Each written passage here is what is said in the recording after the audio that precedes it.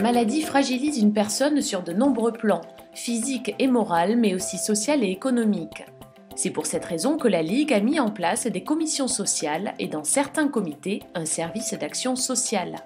Alors quels sont les problèmes sociaux et économiques que peuvent bien engendrer la maladie ? La maladie peut provoquer, déjà dans un premier temps, c'est une perte de salaire, une perte de revenus, parce que bien souvent les gens, le public en fait, qui est atteint d'une pathologie cancéreuse ou d'une pathologie chronique en fait, se voit percevoir des indemnités journalières qui représentent à peu près 50% des revenus et n'ont pas toujours en fait une prévoyance qui permet de faire le complément de salaire. Le patient en activité professionnelle avant la maladie peut donc voir ses revenus diminuer alors que ses charges, elles, augmentent, puisqu'il est confronté à de nombreux frais liés à la maladie, des frais qui restent à sa charge. Ça va être par exemple tout ce qui est prothèses capillaires, les prothèses mammaires, les soutiens-gorge adaptés pour des femmes qui auront eu des interventions chirurgicales, l'accès aux mutuelles, tous les restes à charge qui sont en lien aussi avec les soins, les franchises médicales. Est-ce que vous aviez une plaquette par rapport aux soins de support que la Ligue est en mesure de pouvoir vous proposer? Lorsque le patient se retrouve en difficulté, la première chose à faire est de contacter un travailleur social, car il pourra informer le patient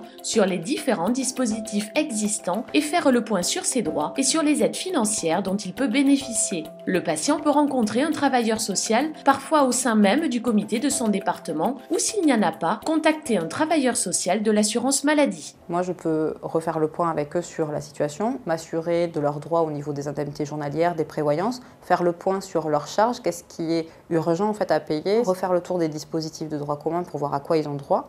Et puis, bien entendu, faire le lien avec l'assistante sociale qui va être soit en établissement de soins et bien entendu celle des services d'assurance maladie. Donc on essaye de créer en fait, même si jamais les professionnels ne sont pas dans le même établissement, une équipe autour de la personne pour pouvoir avoir une prise en charge la plus globale possible en fait. J'ai senti que c'était ma seconde maison, que je pouvais venir si j'avais n'importe quel besoin, que j'aurais une écoute. J'étais à une période difficile dans ma vie. C'était passager, mais une période difficile matériellement. Et on m'a aidé à payer ma perruque. Aujourd'hui, le prix d'une prothèse capillaire coûte en moyenne 500 €. L'assurance maladie rembourse 125 €. Il y a donc un reste à charge de plusieurs centaines d'euros pour le patient. Une somme non négligeable lorsqu'on se retrouve dans une situation précaire. Concernant la prothèse capillaire, dans ce cadre-là, en fait, moi, ce que je vais pouvoir faire, c'est déjà faire le point avec les mutuelles. Je vais, dans un premier temps, solliciter le fonds d'action sociale de la caisse primaire, parce que c'est le droit commun et parce que c'est par là qu'il faut qu'on commence, parce que la Ligue n'est pas là pour se substituer aux dispositifs existants. Donc, commencer par ces dispositifs-là. Et ensuite, si jamais, malgré tout, il reste encore quelque chose à la charge de la personne, à ce moment-là, la commission d'aide financière de la Ligue pourra intervenir sur ce reste à charge. En effet, la Ligue a créé dans ses comités une commission sociale qui peut apporter un secours financier aux personnes en précarité. Aujourd'hui, le montant moyen accordé par la commission est de 367 € par personne.